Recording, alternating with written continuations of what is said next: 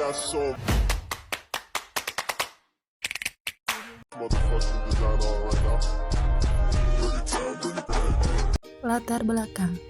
Adapun latar belakang permasalahan yang mungkin terjadi di sekitar lokasi tersebut adalah rendahnya kesadaran dan aksesibilitas terhadap program bidik misi yang menyebabkan rencana partisipasi siswa dari keluarga kurang mampu untuk melanjutkan pendidikan ke jenjang yang lebih tinggi. Hal ini bisa disebabkan oleh faktor ekonomi, geografis, atau bahkan sosial. Adapun tujuan dari kegiatan ini memiliki kaitan dengan tujuan pembangunan berkelanjutan Sustainable Development Goals atau biasa disingkat SDG dapat dilihat dari beberapa cara. Tujuan dari SDG pada nomor 4 dari tabel di atas, pendidikan berkualitas pada poin pendidikan berkualitas yang menentukan pentingnya pendidikan inklusif, merata, dan berkualitas untuk semua. Dalam konteks ini, sosialisasi bidik misi dapat jadi langkah konkret untuk meningkatkan aksesibilitas pendidikan tinggi bagi siswa dari latar belakang ekonomi yang kurang mampu. Dengan memberikan kesempatan yang sama kepada semua siswa, kita dapat mencapai tujuan pendidikan yang berkualitas. Sosialisasi bidik misi juga dapat berkontribusi terhadap tujuan SDG nomor 1, yaitu pemberantasan kemiskinan. Dengan memberikan aksesibilitas pendidikan tinggi kepada siswa dari keluarga kurang mampu, kita dapat membuka peluang untuk mengubah kehidupan mereka melalui peningkatan kualifikasi keterampilan. Ini dapat membantu mengurangi kesenjangan ekonomi dan meningkatkan individu untuk keluar dari siklus kemiskinan. Tujuan selanjutnya berkaitan dengan SDG nomor 8 adalah pekerjaan yang layak dan pertumbuhan ekonomi.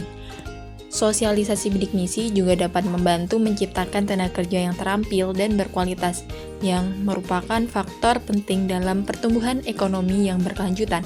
Dengan meningkatkan aksesibilitas pendidikan tinggi bagi siswa dari latar belakang ekonomi yang kurang mampu, kita dapat meningkatkan kapasitas manusia dan menciptakan sumber daya manusia yang lebih terampil dan produktif. Hal ini sejalan dengan upaya untuk mencapai tujuan dalam menciptakan pekerjaan yang layak dan mendorong pertumbuhan ekonomi yang inklusif. Selain itu, sosialisasi bidik misi juga memiliki kaitannya dengan tujuan SDG nomor 10, yaitu pengurangan ketimpangan. Dengan memberikan kesempatan yang setara bagi semua siswa, termasuk mereka yang berasal dari keluarga yang kurang mampu, kita dapat mengurangi kesenjangan dalam pendidikan dan mempromosikan inklusi sosial. Dengan demikian, melalui sosialisasi bidik misi dalam bidang pendidikan, kita dapat mencapai beberapa tujuan pembangunan berkelanjutan yang mencakup pendidikan berkualitas, pemberantasan kemiskinan, dan pengurangan ketimpangan. Dengan meningkatkan partisipasi siswa dari keluarga kurang mampu, kita dapat membangun masyarakat yang lebih inklusif dan berkelanjutan. Assalamualaikum warahmatullahi wabarakatuh. Perkenalkan, nama saya Erina Azizah, mahasiswa akhir Politeknik Ketenagakerjaan Prodi Manajemen Sumber Daya Manusia. Oke, di sini saya sebagai moderator pada sosialisasi dan pengenalan terkait Politeknik Ketenagakerjaan Jakarta. Di sini kita kedatangan tamu nih. Ada teman saya dari Prodi Manajemen Sumber Daya Manusia juga sendiri. Di sini ada rekan saya Siti Hajar dan Aprilia Wijayanti. Oke, sebelum kita menyapa materi kita atau narasumber kita pada siang hari ini, kita bisa sapa-sapa teman-teman semua nih ya. Di sini ada yang dari mana nih? Jadi ada SMA 67 Jakarta, ada SMA 7 Depok, ada Informatika, dan masih ada banyak lain nih. Oke, mungkin semoga ini ya peserta semua yang hadir di sini diberikan kesehatan dan kebahagiaan selalu. Oke, lanjut saja di sini. Apa kabar nih untuk narasumber kita, Cuti Hajar dan Aprilia? Halo Cuti, halo Kak April, gimana kabarnya? Halo Kak Erin, alhamdulillah baik nih. Kak Erin gimana? Teman-teman yang lain gimana nih kabarnya? Alhamdulillah sehat ya. Kalau teman-teman yang lain mungkin sehat, dan ada beberapa yang tidak bisa on cam ya dikarenakan lagi ada keperluan, namun bisa tetap mengikuti. Untuk Kak April gimana nih kabarnya? Halo Kak Erin, Kak Cuti. Alhamdulillah nih sehat. Gimana teman-teman semuanya? Sehat. Oke, alhamdulillah selesai. Di sini akan membahas terkait sosialisasi bidik misi di tahun 2023 dan tentang beasiswa apa saja sih atau beasiswa program di Politeknik Ketenagakerjaan. Di situ setelah dipaparkan oleh kakak-kakak semua, di sini ada Kak Yuti sama Kak Afril. Nanti selanjutnya ada sesi tanya jawab. Jadinya teman-teman nanti bebas nih sharing-sharing ke kita terkait apa aja sih mungkin ada yang dibingungkan terkait bidik misi dan beasiswa yang ada di Politeknik Ketenagakerjaan. Ya lanjut saja ya, kita terkait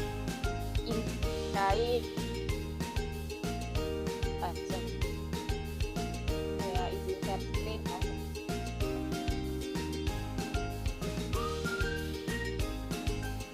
Oke, mungkin lanjut aja ya.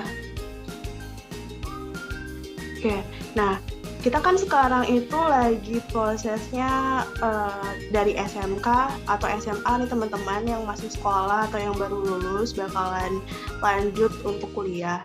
Nah, mungkin untuk beberapa kalian yang pengen lanjut kuliah tapi mungkin biayanya tidak ada gitu, jadi ini ada salah satu solusi dari pemerintah buat kita semua atau teman-teman semua yang pengen ngelanjutin kuliah tapi biayanya itu bakal di-cover sama pemerintah. Nah, itu namanya bidik misi atau sekarang kita lebih identik untuk mengatakan itu KIPK. Nah, apa sih bidik misi itu? Bidik misi adalah program beasiswa dikti berupa pemberian bantuan biaya hidup dan biaya pendidikan kepada calon mahasiswa yang sesuai dengan kriteria berikut.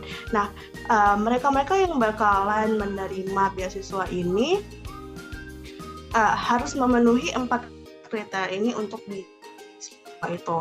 Nah, yang pertama apa? Itu berasal dari keluarga kurang mampu secara ekonomi. Nah, kalau syarat yang pertama itu nanti bisa dibuktikan dengan surat keterangan dari domisilinya, dari RT setempat, atau dari foto rumah gitu juga bisa.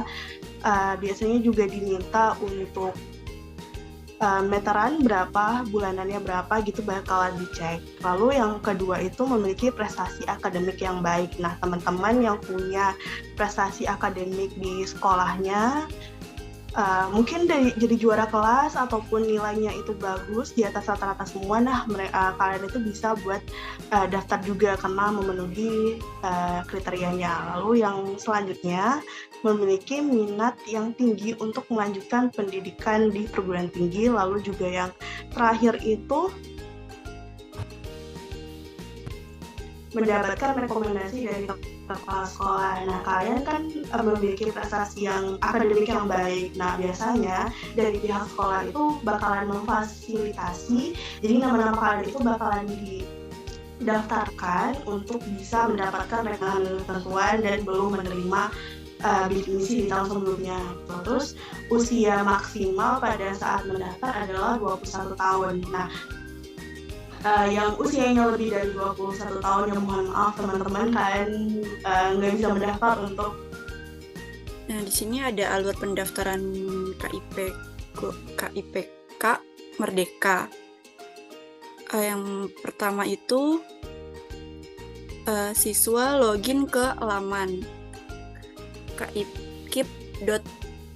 kipkuliah.kemdikbud.go.id.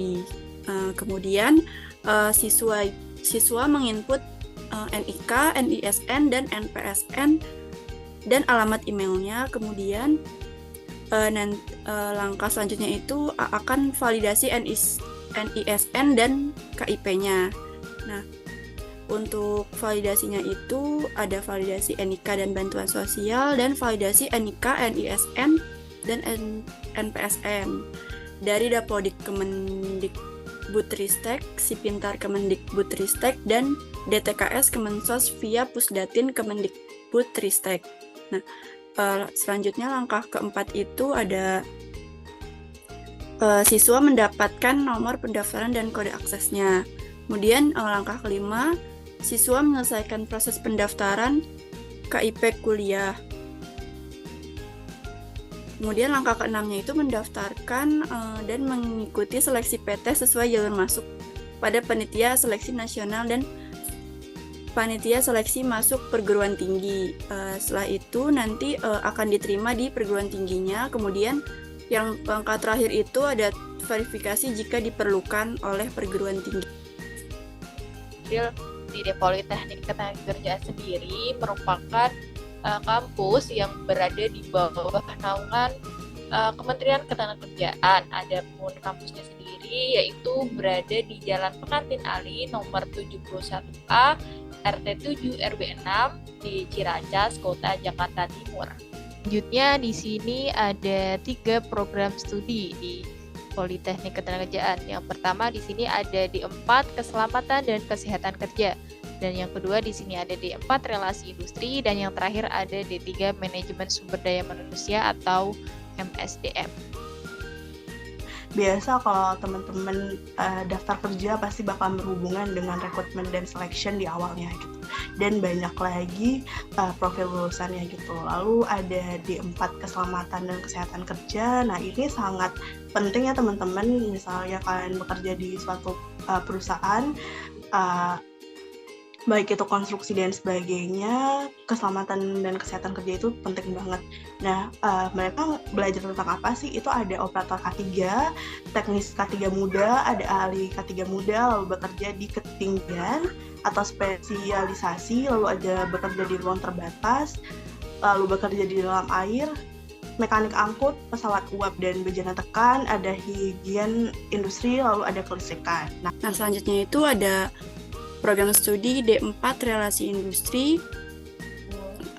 Bidang kompetensinya yaitu yang pertama ada pengelolaan organisasi industri, pengelolaan kelembagaan hubungan industrial, 3 penyusunan sistem dan struktur skala upah, keempat mengurus jam sos penerima upah, yang kelima mengurus jam sos bukan penerima upah, yang keenam membuat perjanjian kerja dan outsourcing, ketujuh penerapan syarat kerja non-diskriminasi, kedelapan penyelesaian permasalahan hubungan kerja, dan kesembilan mediasi perselisihan HI. Nah, Prof. Untuk pendaftaran dari Polteknaker sendiri sudah dibuka teman-teman, dan terakhir pendaftaran pada tanggal 28 Juni 2023 ini. Jadi dari teman-teman di sini nih yang mau kuliah dengan tidak membebankan orang tua dengan biaya, bisa banget nih kuliah dan mendaftar di Politeknik Ketenagakerjaan, dan bisa pantengin syarat-syaratnya dan lain sebagainya di IG Politeknik Ketenagakerjaan. Izin bertanya, Kak. Oh iya, halo Kak Ita, silakan.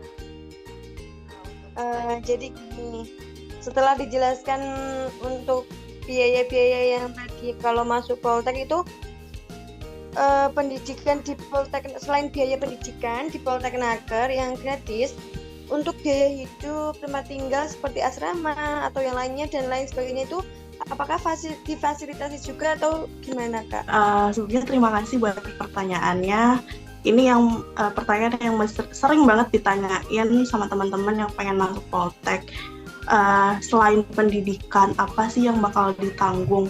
Nah, kebetulan Polteknaker ini memfasilitasi atau mensubsidi biaya pendidikan dari awal kita masuk, pendaftaran tidak bayar sama sekali, lalu selama perkuliahan dan sampai dengan wisuda dan sebagainya gitu sampai akhir.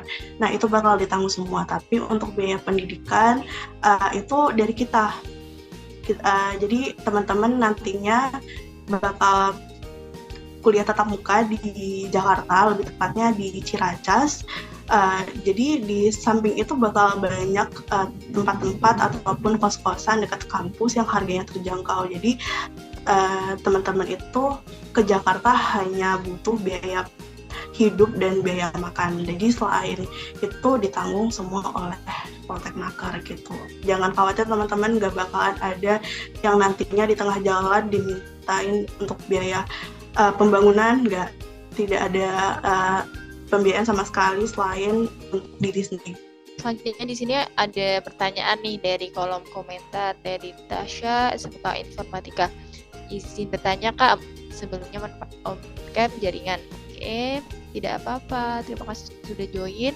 Nah, di sini saya kan dari SMK ya Kak. Apakah saya bisa mendaftar ke Politeknik Ketenagakerjaan? Sedangkan jurusan saya di sini terkait multimedia atau komputer itu Kak. Terima kasih. Prodi Katika sendiri biasanya untuk syaratnya harus dari prodi IPA atau Science. Jadinya mungkin bisa nih Kak Tasya bisa daftar di 2 prodi tadi, hubungan industrial dan manajemen sumber daya manusia untuk opsi selain K3. Terima kasih Kak Tasya atas pertanyaannya dan sudah berkenan join. Lanjut teman-teman, silakan jika ada yang mau bertanya lagi. Kak mau izin bertanya nih. Oke, silakan Kak Anya. Bisa dari mana nih Kak Anya nih? Aku dari Jepara. Ya ini bagaimana program bidik misi berkontribusi pada pengembangan sumber daya manusia di Indonesia? Oke, silakan Kak Afril sama Kak Cut bisa dijawab pertanyaan dari Kak Anya.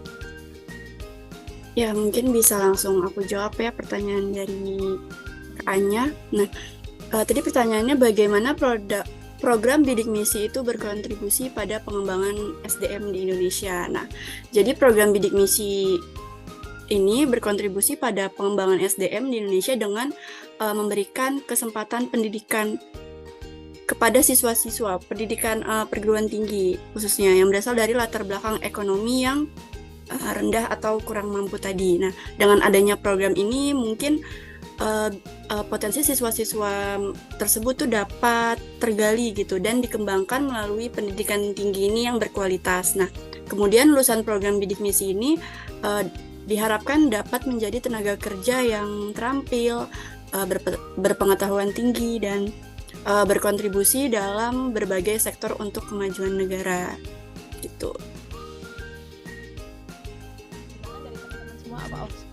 Apakah sudah cukup? Artinya udah cukup ya teman-teman, kayaknya tadi udah ada 3 penanya yang sudah bertanya terkait yang dijelaskan tadi. Mungkin nanti kalau mau tanya-tanya lagi lebih dalam tadi mungkin bisa hubungin secara pribadi, bisa DM di IG kita atau dan lain sebagainya. Nah, mungkin sebelum kita tutup acara nih, yang bisa on cam atau jaringannya sedang yang bagus bisa on cam buat kita dokumentasi. Oke, tadi setelah penjelasan dari kakak-kakak semua, dari Kak Afril, Kak Cuti terkait sosialisasi dan terkait beasiswa di Politeknik dan Kerjaan, kita sudah berada di penghujung acara nih. Tadi sudah ada sesi tanya jawab juga. Mungkin teman-teman juga yang mau ingin bertanya langsung ya nanti bisa melalui DM Instagram atau WhatsApp kami ya. Oke, selanjutnya sebelum kita mengakhiri nih pertemuan kita pada siang hari ini, kita bisa dokumentasi. Teman-teman bisa on cam buat saya screenshot. Oke, saya hitung ya.